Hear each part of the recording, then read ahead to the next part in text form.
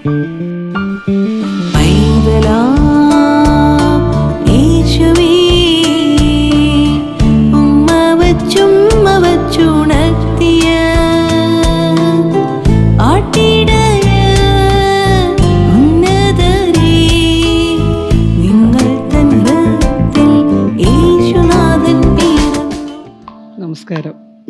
വീണ്ടും ഒരു ക്രിസ്മസ് കൂടി. ആഘോഷങ്ങളും ഒരു ചരിത്ര സംഭവം തന്നെയാണ് 2025. ഒരുപാട് ഓർമ്മകളും ഒരുപാട് സന്തോഷങ്ങളും ഒരുപാട് തിരക്കുള്ള ഒരു സമയമാണ്. എന്തൊക്കെയായി ഒരുക്കങ്ങൾ, ക്രിസ്മസിൻ്റെ ഒരുക്കങ്ങൾ? ക്രിസ്മസിൻ്റെ ഒരുക്കങ്ങൾ ആയി വരുന്നേ ഉള്ളൂ. ഇപ്പം നേരത്തെ നമ്മൾ സംസാരിച്ചിരുന്നപ്പോൾ പറഞ്ഞതുപോലെ 2025 തുടങ്ങി ഡിസംബർ എത്തിയത് കണ്ണടച്ച് തുറക്കുന്നത് പോലെയാണ്. എങ്ങനെ ഈ 12 മാസം കഴിഞ്ഞു, ദൈവാനുഗ്രഹം മുമ്പോട്ട് എല്ലാം നല്ല നല്ല കാര്യങ്ങളായിട്ട് മുമ്പോട്ട് പോയി. ക്രിസ്മസിൻ്റെ ഒരുക്കങ്ങളായി വരുന്നു. 25-ാം തീയതി ഉള്ള ക്രിസ്മസ് പ്രിപ്പറേഷൻ. ഇപ്പം നോമ്പ് കാലമാണ്, എന്നിട്ട് 25-ാം തീയതിയാണ് നമ്മുടെ ക്രിസ്മസ് സെലിബ്രേഷൻ. ഏതെല്ലാം ഒരുക്കമാണെങ്കിലും നമുക്ക് ക്രിസ്മസിന് മറിയയ്ക്കൊക്കെ ഒരു ക്രിസ്മസ് എന്ന് പറയുമ്പം ഉമ്മൻചാണ്ടി സാർ ഉള്ളപ്പോൾ ഉള്ളൊരു ക്രിസ്മസും അതിന് ശേഷം ഉള്ളൊരു ക്രിസ്മസും വേണമെങ്കിൽ നമുക്ക് രണ്ടായിട്ട് വേണമെങ്കിൽ പറയാം അല്ലേ? അപ്പോൾ ഓർമ്മയിൽ അപ്പയുണ്ടായിരുന്നപ്പോൾ ഉള്ള ക്രിസ്മസ് ഒന്ന് ഓർത്തെടുത്താൽ എങ്ങനെയായിരിക്കും? നമുക്കതൊരിക്കലും കമ്പയർ ചെയ്യാൻ പറ്റത്തില്ല. ഇപ്പം ഇത് ഞങ്ങളുടെ മൂന്നാമത്തെ ക്രിസ്മസ് ആണ്. 23, 24, 25, 25 മൂന്നാമത്തെ ക്രിസ്മസ് ആണ് അപ്പ ഇല്ലാത്ത ക്രിസ്മസ്.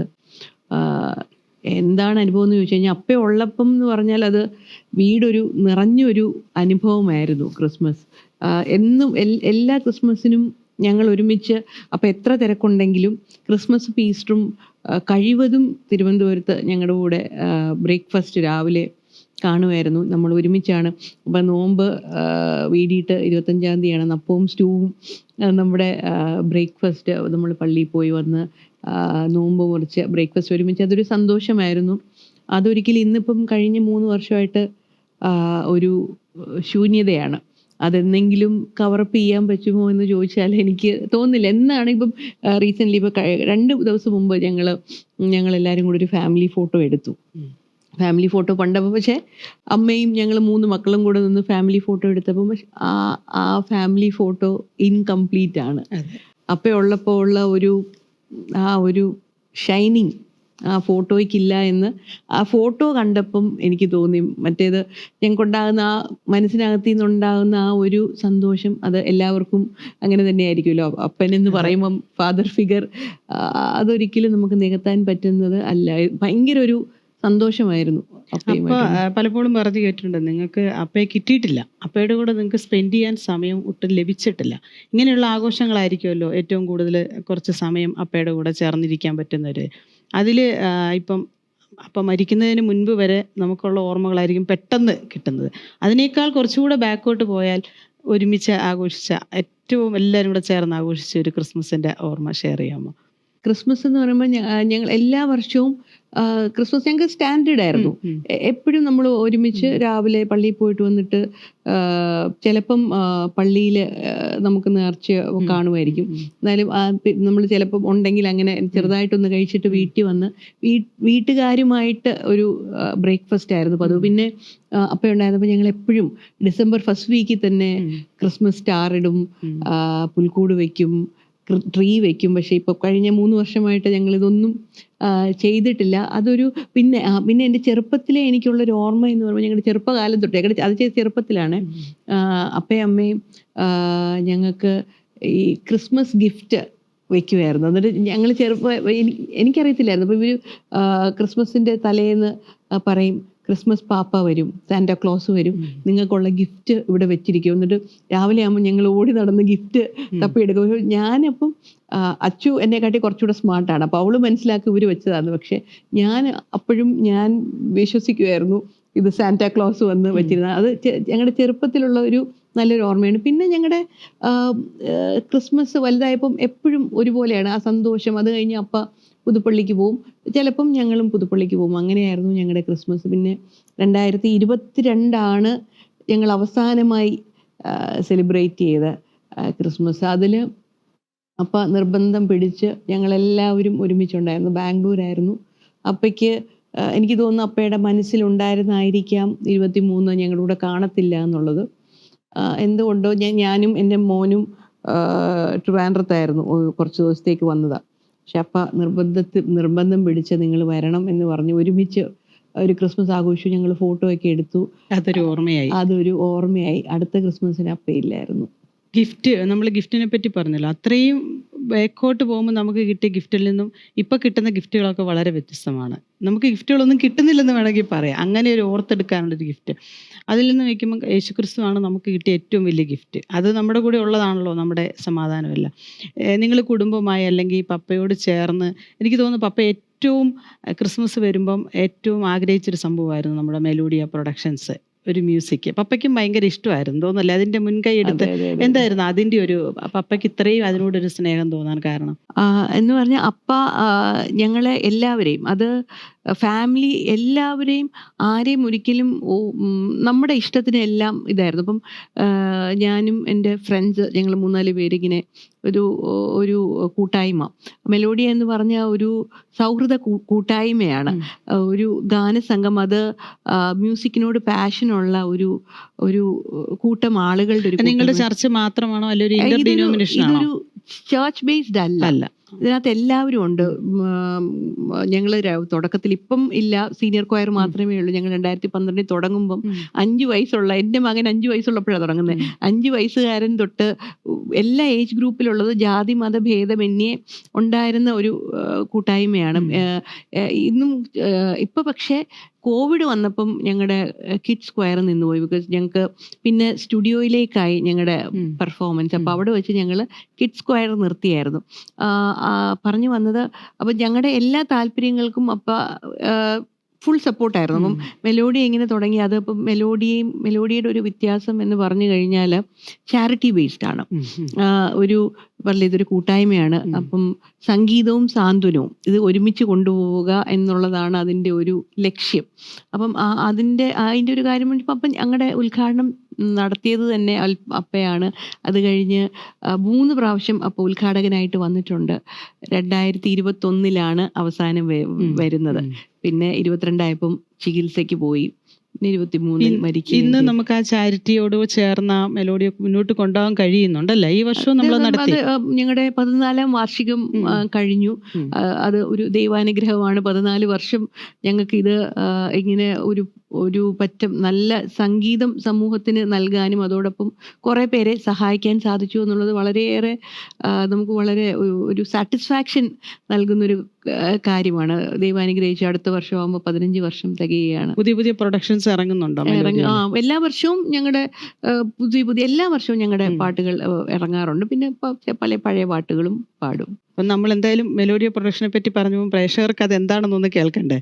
നമുക്ക് ഒരു 2 വരി പാടിയാലോ?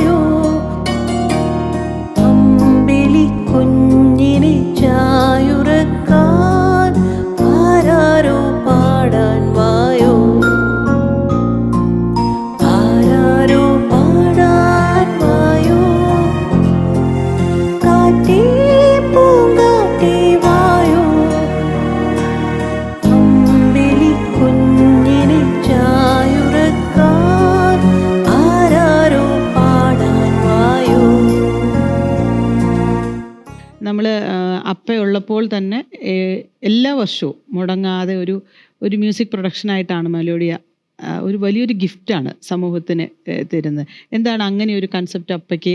മറിയം കൂടെ ചേർന്ന് ഒരുമിച്ചാണ് ചെയ്യുന്നത്. ആരാണ് ഇതിൻ്റെ കൊയർ മാസ്റ്റർ എല്ലാം? ഇതാരാണ് ഇതിൻ്റെ പുറകിൽ? ഞങ്ങൾ കുറച്ച് ഫ്രണ്ട്സ് ചേർന്നാണ് തുടങ്ങിയത്. എനിക്ക് ചെറുപ്പത്തിലെ സംഗീതം ഭയങ്കര ഇഷ്ടമാണ്. അപ്പം ഞങ്ങളുടെ കൊയർ മാസ്റ്റർ ഉണ്ട്, Shijo Philip, professor Shijo Philip. സാറിൻ്റെയാണ് ബേസിക്കലി ഈ ഒരു കോൺസെപ്റ്റ് തന്നെ. പക്ഷേ സാർ പറഞ്ഞപ്പോൾ തന്നെ നമുക്കതെല്ലാം താല്പര്യമായിരുന്നു. പിന്നെ അപ്പ പറഞ്ഞ്, നേരത്തെ ഞാൻ പറഞ്ഞല്ലോ, അപ്പ ഫുൾ സപ്പോർട്ട് ഞങ്ങളുടെ എല്ലാ പരിപാടിക്കും. അപ്പം റീസെൻ്റ്ലി ഇപ്പം ഞാൻ അത് പറയാനായിട്ട് വന്നത്, 2021 അപ്പം ഞങ്ങളുടെ ഗസ്റ്റ് ആയിരുന്നു. അതിന് മുമ്പത്തെ വർഷം ആണ് എൻ്റെ അടുത്ത് പറഞ്ഞപ്പം ഈ കോവിഡ് ആണല്ലോ, അപ്പം ഞങ്ങളുടെ സ്റ്റുഡിയോയിലാണ് നടക്കുന്നത്. അപ്പം ലൈവ് പോകും, ലൈവ് മെലോഡി ലൈവിൽ പോകും. അപ്പം റീസെൻ്റ്ലി ഇപ്പം ഈ ഒരു 2-3 മാസം മുമ്പെയാണ് അവിടെ പുതുപ്പള്ളിയിലുള്ള ഒരു വ്യക്തി എന്നോട് പറഞ്ഞത്, ഇങ്ങനെ സാറ് ഇങ്ങനെ ഡിസംബർ ആ സമയം ഒന്ന് കാണിക്കാവോ, ഈ മെലോഡിയ പരിപാടി ലൈവിൽ വരുന്നുണ്ട്, എന്നെ ഒന്ന് കാണിക്കണം എന്ന് പറഞ്ഞിട്ട്. ഇപ്പം എന്നിട്ട് ഗസ്റ്റ് ഹൗസിൽ എന്തോ പോയി ആ സമയത്ത് പോയിരുന്ന് അത് കണ്ടു. എന്നിട്ട് എന്നോട് ഇവർ പറഞ്ഞത്, സാറ് പറഞ്ഞു, താനൊരു ഫോട്ടോയും കൂടെ എടുത്തേക്ക് കേട്ടോ, അല്ലെങ്കിൽ പിന്നെ ഞാൻ കണ്ടില്ല എന്നൊരു കംപ്ലൈന്റ് വരണ്ട. ഞാൻ കണ്ടോണ്ടിരിക്കുന്നതിന്റെ ഒരു അപ്പ അത്രയേറെ എൻകറേജ് ചെയ്തിരുന്നു ഒരു വശത്ത്. പിന്നെ രണ്ടാമത്തേന്ന് പറഞ്ഞാൽ അത്രയേറെ മക്കളെ കരുതിയിരുന്നു. നമുക്ക് അതിലും ഒരു ചാരിറ്റി ഉണ്ടായിരുന്നല്ലേ? ചാരിറ്റി ബേസ്ഡ് സംഘടനയാണ്. എല്ലാ വർഷവും ഈ 14 വർഷവും ഞങ്ങൾക്ക് ഓരോ വർഷം ഓരോ തീം വെച്ചിട്ടാണ് ചെയ്യുന്നത്. ഡിസേർവിംഗ് ആയിട്ടുള്ള ഓരോരുത്തരെ നോക്കി ഞങ്ങൾ ചാരിറ്റി. ഞങ്ങൾക്ക് പേട്രൺ ഉണ്ട്. ഞങ്ങളുടെ ഫസ്റ്റ് പേട്രൺ ഒരു NRI ആയിരുന്നു, ശ്രീ ജേക്കബ് കുര്യൻ. ഇപ്പൊ ഞങ്ങൾ 10 വർഷമായിട്ട് നമ്മുടെ SP ഫോർട്ടിലെ director, executive director MD SP Subramaniam സാറാണ് ഞങ്ങളുടെ പേട്രൺ. ഒരുപാട് നല്ല ഒരുപാട് നമ്മുടെ സെറീനല്ല ഷീല ആൻറ്റി ഞങ്ങളുടെ ഒരു വെൽവിഷറാണ്. അങ്ങനെ ഒരുപാട് സുമനസ്സുകളുടെ അനുഗ്രഹത്തോടെയാണ് ഈ ചാരിറ്റി എല്ലാം മുമ്പോട്ട് പോകുന്നത്. പിന്നെ എൻ്റെ കൂടെ ഇരിക്കുന്ന ബോൾഷോയാണ് ഞങ്ങളുടെ ഈ 2012 തൊട്ടുള്ള എല്ലാ വർഷത്തെയും ഞങ്ങളുടെ സാറിൻ്റെ പ്രൊഡക്ഷനിലെ ഓർക്കസ്ട്രേഷൻ ബോൾഷോയാണ് ചെയ്യുന്നത്. അങ്ങനെ ഒരു കൂട്ടായ്മയായിട്ട് പോകുന്നു. എല്ലാ ക്രിസ്മസ് വരുമ്പോഴും നമ്മളിൽ നിന്ന് ജനം പ്രതീക്ഷിക്കുന്നുണ്ട് ആ ഒരു നന്മ. മീൻസ് പലരും എൻ്റെ അടുത്ത് ചോദിക്കാറുണ്ട്, ഈ വർഷം നിങ്ങൾ എന്താ ചെയ്യുന്നതെന്ന് ചോദിച്ചു വരാം. സാറ് തുടങ്ങി വെച്ചിട്ട് പോയ സാറ് വിതച്ച ഒരു വിത്താണല്ലോ. അപ്പൊ അത് സാറിൽ നിന്നത് ഇനി ഇല്ല. അപ്പം സാറിന്റെ മക്കൾ അത് തുടരുമെന്ന് ജനം പ്രതീക്ഷിക്കുന്നു. കഴിയുന്നതോളം ഇപ്പം മെലോഡി അല്ലാതെ എനിക്ക് മന്ന ചാരിറ്റബിൾ ട്രസ്റ്റ് അത് 2012 തന്നെ തുടങ്ങിയതാ. അതും ഇങ്ങനൊന്നും പ്രതീക്ഷിച്ചോ ഒന്നും വന്നതല്ല. മന്ന അറിയാമല്ലോ, സ്വർഗീയ മന്ന. ഇന്ന് എനിക്കത് എങ്ങനെയാണ് മന്ന എന്നുള്ളൊരു വാക്ക് എൻ്റെ മനസ്സിൽ വന്നതെന്ന് എനിക്കറിയത്തില്ല. പക്ഷെ ഇന്ന് എനിക്ക് ഫീൽ ചെയ്യുന്നത് ദൈവം മന്ന പൊഴിച്ചതുപോലെ ആശ്രയിക്കുന്ന പോലെ ആൾക്കാർ മന്ന പൊഴിച്ചതുപോലെ ദൈവം ആവശ്യക്കാർക്ക് അത്യാവശ്യം ചെയ്യാവുന്ന പോലെയൊക്കെ സഹായം ചെയ്യാൻ സാധിക്കുന്നത് മന്ന പൊഴിച്ചതുപോലെ എന്ന് ആ വാക്കിന്റെ യഥാർത്ഥമായ അർത്ഥം എനിക്കിന്ന് വളരെ അർത്ഥവത്തായി തോന്നുന്നുണ്ട്. അപ്പം പറ്റുന്ന പോലെയൊക്കെ അതും മുമ്പോട്ട് പോകുന്നുണ്ട്. നമ്മളൊരു കപടത നിറഞ്ഞൊരു ലോകത്തിലാണ് നമ്മുടെ ജീവിതം. ഇപ്പം പ്രത്യേകിച്ച് മറിയൊക്കെ രാഷ്ട്രീയവും എല്ലാം കൂടെ ചേർന്ന് നമ്മൾ മുന്നോട്ട് കൊണ്ടുപോകുമ്പം ഈ ഇതിൻ്റെ ഇടയിൽ നമുക്ക് ക്രിസ്മസ് എന്ന് പറയുമ്പോൾ അവരുടെ മുമ്പിൽ നമ്മുടെ ഒരു ഐഡൻറ്റിറ്റി ഉണ്ട്. എന്ത് തോന്നുന്നു ഈ ഒരു ക്രിസ്മസ് ഇങ്ങനെ അടുത്ത് വരുമ്പം നമുക്ക് എങ്ങനെ നമ്മുടെ ജീവിതത്തിൽ നമുക്ക് മറ്റുള്ളവരുടെ മുമ്പിൽ നല്ലൊരു സ്റ്റാറായിട്ട് നിൽക്കാൻ പറ്റും? നമ്മളെല്ലായിടത്തും നമ്മളൊരു സ്റ്റാറിൻ്റെ ഒരു സമയമാണ്. അപ്പം നമ്മളെന്നൊരു സ്റ്റാറിന് ഈ ഒരു ലോകത്തിൽ പ്രത്യേകിച്ച് ഈ നിങ്ങളൊക്കെ ആയിരിക്കുന്ന പ്രത്യേകിച്ച് അപ്പം മരിച്ചതിന് ശേഷം നിങ്ങളെല്ലാവരും ഉറ്റുനോക്കുന്ന ഒരു സമയമാണ്. കുടുംബത്തെ മൊത്തം വലിയൊരു പ്രതീക്ഷ തന്നെയാണ്. നമ്മൾ തന്നെയാണ് നമ്മുടെ ഐഡന്റിറ്റി. നേരത്തെ പറഞ്ഞതുപോലെ അപ്പയുടെ മരണത്തിലാകാം അപ്പയാരാന്ന് ലോകം തിരിച്ചറിഞ്ഞത്. ഒരുപാട് പേർക്ക് സഹായം കിട്ടിയിട്ടുണ്ട്, ഒരുപാട് പേര് നല്ലയാളാന്ന് പറഞ്ഞിട്ടുണ്ട്. പക്ഷെ അപ്പയുടെ മരണത്തിലാകാം ഈ ലോകം മുഴുവൻ അത് തിരിച്ചറിഞ്ഞത്. അപ്പം അതുകൊണ്ട് തന്നെ അപ്പ ക്യാരി ഫോർവേഡ് ചെയ്ത നന്മ, ആ നന്മ നമ്മുടെ കുടുംബത്തിലെ ഓരോരുത്തരും മുമ്പോട്ട് കൊണ്ടുപോകാൻ ശ്രമിക്കുന്നുണ്ട്. അപ്പം ഐഡന്റിറ്റി എന്ന് പറഞ്ഞു കഴിഞ്ഞാൽ ആ ചെയ്യുന്ന ഓരോ പ്രവൃത്തി തന്നെയാണ് ഐഡന്റിറ്റി. ഒരു 10-20 വർഷം അല്ലെങ്കിൽ 25 വർഷം അല്ലെങ്കിൽ 30 വർഷം പുറകോട്ട് പോയി നോക്കിയാൽ നമ്മുടെ ജീവിത സാഹചര്യം അന്നും ഇന്നും ഭയങ്കര ജീവിത സാഹചര്യം എന്നല്ല, നമ്മുടെ ചുറ്റും കാണുന്ന സംഭവങ്ങൾ വളരെയേറെ വ്യത്യാസപ്പെട്ടിട്ടുണ്ട്. അതൊരു ഗ്രാജുവൽ പ്രോസസ്, ഗ്രാജുവൽ ചേഞ്ച് ആയിരുന്നു. അപ്പം അതിൽ ഒരുപാട് നന്മ കട്ട് ചെയ്ത് ഒരുപാട് തിന്മ മുകളിലേക്ക് വരുന്നുണ്ട്. അപ്പം ഇപ്പൊ വന്ന് തിന്മ ഒരുപാട് മകളിലായിരിക്കുകയാണ്. അപ്പം ആ തിന്മയെ ഇനിയിപ്പം നമുക്ക് കവറപ്പ് ചെയ്ത് വരണമെങ്കിൽ ഈ ന- തിന്മ എങ്ങനെ നന്മയെ കവർ ചെയ്തോ അതുപോലെ നമുക്ക് റിവേഴ്സ് പ്രോസസ്സ് വേണ്ടി വരും. ഇപ്പം നാം ഓരോരുത്തരും, ഇപ്പം ഞാനാകട്ടെ സിജി ആകട്ടെ, നാം ചെയ്യുന്ന ഓരോ പ്രവൃത്തിയായിരിക്കാം നമ്മുടെ ഐഡന്റിറ്റിയും അത് തന്നെയായിരിക്കും ഈ തിന്മയെ കവർ ചെയ്യാൻ ഈ ലോകത്തിൽ ഉതകുന്നത്. എന്നാൽ മാത്രമേ നമ്മുടെ ലോകം കുറച്ചു നാളും കൂടെ മുമ്പോട്ട് പോകും. അതെ. അപ്പയിൽ നിന്ന് നിങ്ങൾ പഠിച്ചൊരു വലിയൊരു കാര്യമായിരിക്കണം ക്ഷമിക്കുക. അത് അപ്പ നിങ്ങൾക്ക് മാതൃക കാണിച്ചു തന്നു. പിന്നീട് അപ്പയുടെ ശേഷം നിങ്ങളെ ദ്രോഹിച്ചവരോടും നിങ്ങൾ എന്താ പറയുക, മനസ്സിലാക്കാൻ ശ്രമിക്കാത്തവരുടെ ഒക്കെ മുൻപിൽ നിങ്ങൾക്ക് ആ ക്ഷമ ഇപ്പോഴും, നിങ്ങൾ അതുകൊണ്ടാണ് ഇപ്പോഴും ഇങ്ങനെ നിന്ന് പോകുന്നത്. എന്ത് തോന്നുന്നു ഈ ക്രിസ്മസ് സീസണിലും ഓരോ മാസവും ഓരോ ദിവസവും നമ്മളിത് ഫേസ് ചെയ്യാണ് ഈ ചലഞ്ചസ്. അല്ല, ഈ അപ്പൊ പഠിപ്പിച്ചു തന്ന ആ ഒരു വലിയൊരു ക്വാളിറ്റി ആയിരുന്നു അപ്പയിലുണ്ടായിരുന്ന ഒരു ദീർഘക്ഷമ. അപ്പയ്ക്ക് അപ്പൊ ഭയങ്കര മൗനമായിരുന്നു പലപ്പോഴും. അല്ല, ഞാൻ നേരത്തെ പറഞ്ഞില്ലേ, നമ്മൾ തന്നെയാണ് നമ്മുടെ ഐഡന്റിറ്റി. അതെ. അപ്പൊ വലിയൊരു എക്സാമ്പിൾ സെറ്റ് ചെയ്തു. കല്ലെറിഞ്ഞ വ്യക്തിയോട് പോലും ക്ഷമിച്ചിട്ടുണ്ട്, കർത്താവ് ക്ഷമിച്ചു എന്ന് പറഞ്ഞതുപോലെ. അപ്പം അതൊരിക്കലും അത് മനസ്സിൽ നിന്ന് വന്നതാണ്. അത് ഒരുപാട് പേര് പറഞ്ഞിട്ടുണ്ടെങ്കിലും മരണശേഷമാണ് ഒരുപാട് പേര് വീണ്ടും വീണ്ടും അത് പറയാനിടയായത്. അപ്പം അത് നമ്മൾ കണ്ടുപഠിക്കുക. ഒരിക്കലും ഈ പറഞ്ഞ പോലെ മോളെ അത് ചെയ്യുക അല്ലെങ്കിൽ ഇന്നത് ചെയ്യുക, ഒരിക്കലും ഒരു കാര്യം നമ്മൾ ഇൻസ്ട്രക്ട് ചെയ്ത് ചെയ്യുന്ന ഒരു ശീലമില്ല. നമ്മൾ കണ്ടുപഠിക്കുകയാണ്. അപ്പം ഇത് കണ്ടുപഠിച്ചു കഴിയുമ്പോഴത്തേക്ക് നമ്മൾ ആ മാർഗത്തിലേക്ക് വരും. അപ്പം ക്ഷമ അപ്പയുടെ അത്രയും ക്ഷമിക്കാൻ ആർക്കെങ്കിലും പറ്റുമോ എന്ന് എനിക്ക് തോന്നുന്നില്ല. അതിൽ അത്രയേറെ ക്ഷമയുള്ള വ്യക്തിയാണ്. പക്ഷെ എന്നാലും അതുകൊണ്ട് നമുക്ക് ഒരുപാട് കണ്ട് മനസ്സിലാക്കി നമ്മുടെ പ്രവർത്തികൾ അതുപോലെ പോകാൻ സാധിക്കുന്നു. പക്ഷെ അതിനേക്കാളേറെ എനിക്ക് ക്ഷമ ഒരു വശത്തെങ്കിലും, ഞാനിപ്പം എന്നെ പറ്റി പറയുകയാണെങ്കിൽ അപ്പയുടെ കൂടെ ഒരുപാട് വർഷം കൂടെ നടന്ന് വീട്ടിൽ ജീവിച്ചത് വെച്ച് ചെറുപ്പം തൊട്ട് കഷ്ടപ്പെടുന്ന ആളുകൾ വീട്ടിൽ വരികയും സഹായം ചോദിക്കുകയും ചെയ്യുന്നത് കണ്ടത് കൊണ്ടാകാം, ഒരിക്കലും പറഞ്ഞു തന്നിട്ടില്ലെങ്കിലും പല അവസരങ്ങളിലും അപ്പയുടെ കണ്ണ് നിറയുന്നത് ഞാൻ കണ്ടിട്ടുണ്ട്. അത്രയും ആർദ്രതയുള്ള മനസ്സിൻ്റെ ഉടമയായിരുന്നു. അത് കണ്ടു വളർന്നതുകൊണ്ടാകാം നമുക്കും അങ്ങനൊരു ക്വാളിറ്റി ദൈവ അനുഗ്രഹമാണ് കിട്ടിയിട്ടുണ്ട്. അതൊരു ഭയങ്കര ഒരു ഭാഗ്യമോ അനുഗ്രഹമോ ആയിട്ട് ഞാൻ ഒരു ആക്സെപ്റ്റ് ചെയ്യുന്ന വ്യക്തിയാണ് ഞാൻ. ബിക്കോസ് അത് അപ്പയിൽ നിന്ന് കിട്ടിയതാകാം. അത് അപ്പ മാത്രമല്ല, അമ്മയും അങ്ങനെ തന്നെയായിരുന്നു. പക്ഷെ അപ്പയിൽ നിന്ന് ഒരുപാട് അങ്ങനത്തെ എക്സ്പീരിയൻസ് ഉണ്ട്. അപ്പയുടെ എല്ലാ കാര്യങ്ങളിലും കൂടെ സപ്പോർട്ട് ചെയ്ത് നിൽക്കുന്ന ഒരു അമ്മേനെയാണ് നമ്മൾ കണ്ടിട്ടുള്ളത്. എങ്കിലും ഈ ഓരോ സ്റ്റെപ്പ് മുന്നോട്ട് പോകുമ്പോഴും ഇപ്പം അപ്പയുടെ മരണശേഷം എനിക്ക് തോന്നുന്നു മറിയയ്ക്ക് കുറച്ചുകൂടെ റെസ്പോൺസിബിലിറ്റി ആയി, ഒരുപാട് യാത്രകളായി. അപ്പ ചെയ്യുന്ന പോലെ അങ്ങ് പോകേണ്ട ഒരു സ്ട്രെസ് ഫീൽ ചെയ്യുന്നുണ്ടോ? ഒരിക്കലുമില്ല. അത് അപ്പ പലപ്പോഴും പറഞ്ഞു കേട്ടിട്ടുണ്ട്. ജനങ്ങളാണ് എൻ്റെ എനർജി, എൻ്റെ ഊർജം എന്ന് പറഞ്ഞു കേട്ടിട്ടുണ്ട്. അത് പക്ഷേ ഇന്നിപ്പം അപ്പ മരിച്ചതിന് ശേഷം ഇപ്പം സമൂഹത്തിൽ ഇറങ്ങുമ്പോഴാണ് അത് മനസ്സിലാകുന്നത്. അത് വേറൊന്നും കൊണ്ടല്ല, അപ്പയോടുള്ള സ്നേഹം ആളുകൾ എന്തുമാത്രം, അത് അപ്പ അവർക്ക് കൊടുത്ത നന്മയാണെന്ന് പറഞ്ഞാൽ അത് അനുഭവിക്കുന്നത് ഞങ്ങളാണ്, കുടുംബമാണ്. നമ്മൾ വെളിയിൽ ഇറങ്ങുമ്പം നമ്മുടെ ഒരു സൊസൈറ്റി, ഏത് സൊസൈറ്റി ആയിക്കോട്ടെ, ഏതൊരു പ്രോഗ്രാമിന് പൊക്കോട്ടെ, ഒരു വെന്യൂവിൽ ചെന്ന് കഴിഞ്ഞാൽ ഒരു കല്യാണമായിക്കോട്ടെ, ഒരു മരണമായിക്കോട്ടെ, ഒരു പരിപാടി ആയിക്കോട്ടെ, അവിടെ ചെല്ലുമ്പം ആളുകൾ നമ്മളോട് കാണിക്കുന്ന ആ ഒരു സ്നേഹം നമ്മളെ എത്ര ക്ഷീണത്തിലും എണീറ്റ് വിതച്ചതാണ്. അപ്പ വിതച്ചതാണ്. പക്ഷെ ആ വിതച്ചത്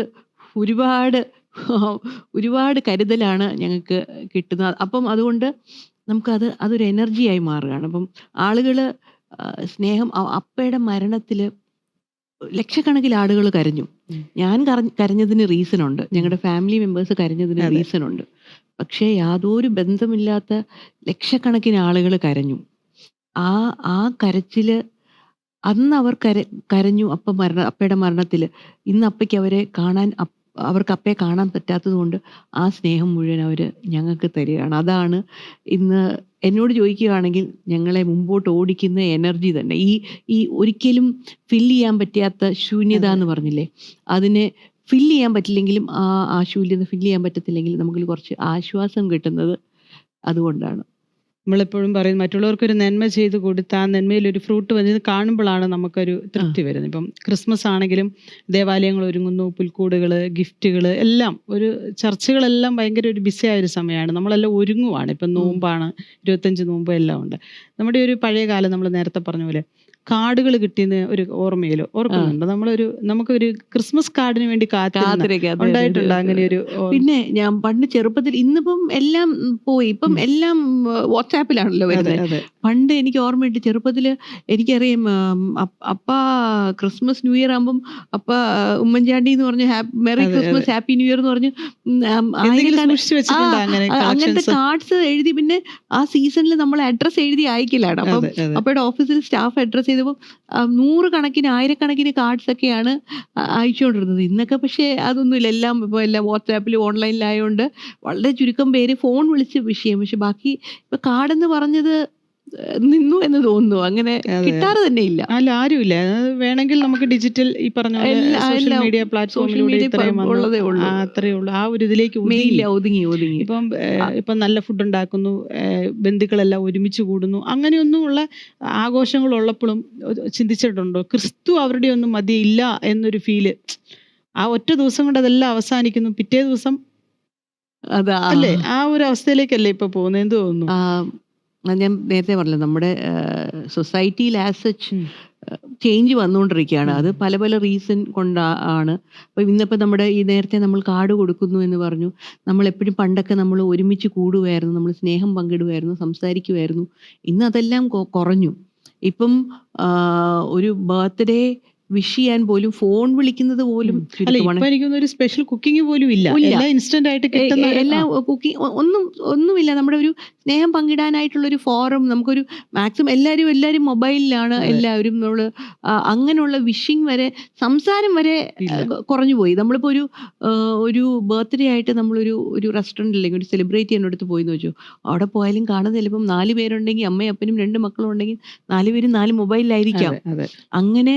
അങ്ങനെ ഒരുപാട് ഡിസ്റ്റോർട്ടഡ് ആയിട്ടുണ്ട്.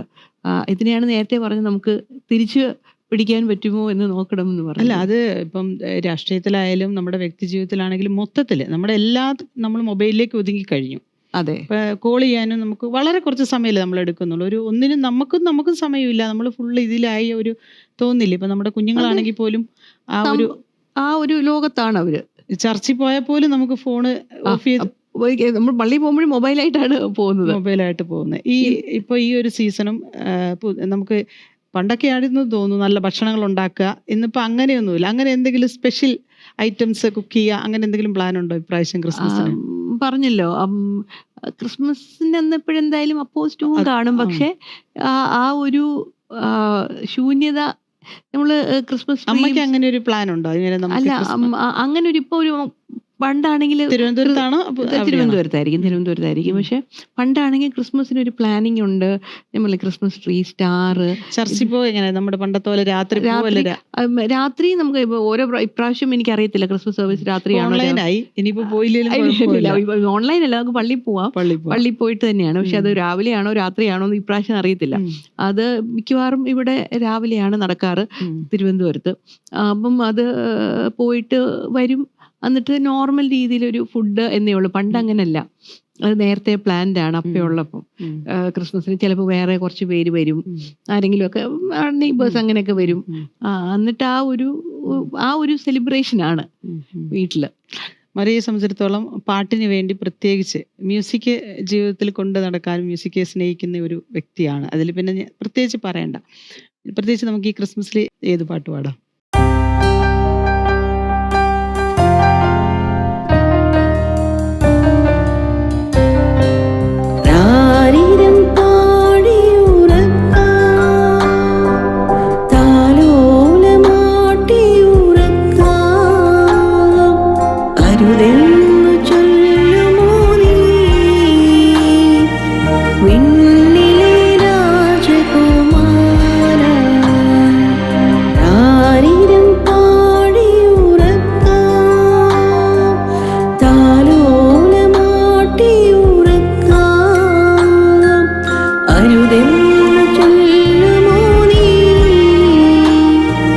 വിണ്ണിലെ രാജകുമാരൻ ഈ 2025 ഏകദേശം തീരുന്നു. ഓരോ വർഷത്തിലും നമ്മുടെ ക്രിസ്മസോട് കൂടി ആ വർഷം അങ്ങ് തീരുവാണ്. ഒരു സമ്മിശ്രമായ വർഷമായിരിക്കുമല്ലോ എല്ലാവർക്കും. നമ്മൾ ഒത്തിരി സന്തോഷവും എല്ലാം നിറഞ്ഞ ഈ ഒരു 2025 ഈ ഒരു ക്രിസ്മസ് നമ്മൾ ആഘോഷിക്കാൻ എല്ലാവരും ഒരുങ്ങുകയാണ്. ഇപ്പം ലോക ചരിത്ര സംഭവമാണ്. ലോകരാജ്യങ്ങൾ മൊത്തം ആഘോഷിക്കുകയാണ്. എന്താ നമ്മുടെ പ്രേക്ഷകരോട് പറയാനുള്ളത്? നമുക്ക് ഈ ക്രിസ്മസിൽ നമുക്ക് നമ്മളിൽ എന്ത് മാറ്റം വരുത്താം? നമ്മളെയും കൊണ്ട് സമൂഹത്തിന് എന്ത് മാറ്റം വരുത്താം? 2025 സ്ട്രഗിൾസ് ഉണ്ടായിരുന്നു. പക്ഷേ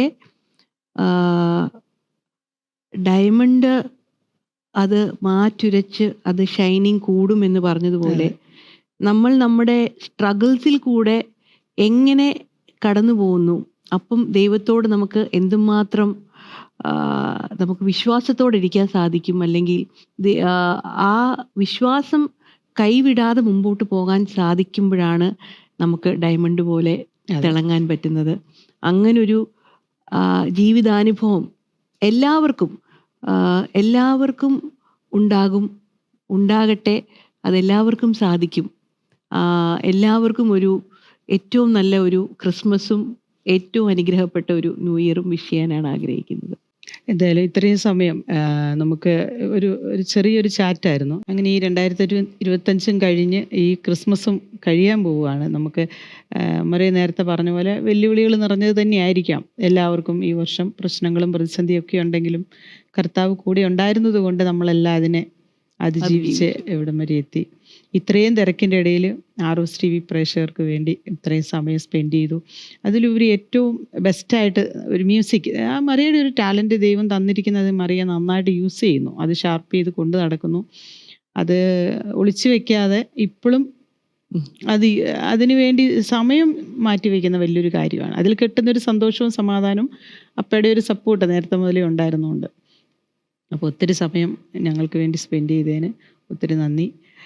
നല്ലൊരു ക്രിസ്മസ് സമാധാനത്തോടെ സന്തോഷത്തോടെ ഒരു നല്ലൊരു ഓർമ്മയിൽ ഇനിയും ഇല്ലാത്തൊരു ക്രിസ്മസ് ആണെങ്കിൽ പോലും ദൈവം നമ്മുടെ കൂടെ ഉണ്ടെന്നുള്ള, സ്വർഗത്തിലെ ദൈവം നമ്മുടെ കൂടെ ഉണ്ടെന്നുള്ളത് അതൊരു വലിയൊരു സമാധാനമാണല്ലോ. വിശ്രമിക്കുമ്പോഴും ദൈവം നമ്മുടെ കൂടെ ഉണ്ട്. അപ്പം നല്ലൊരു ക്രിസ്മസ് ആശംസിക്കുന്നു. ഇത്രയും സമയം ആർഒസ് ടി വി പ്രേക്ഷകർക്ക് വേണ്ടി നല്ല നല്ല ക്രിസ്മസ് സന്ദേശങ്ങൾ പറയാനും പങ്കുവയ്ക്കാനും കഴിഞ്ഞതിന് ഒത്തിരി നന്ദി. Thank you so much.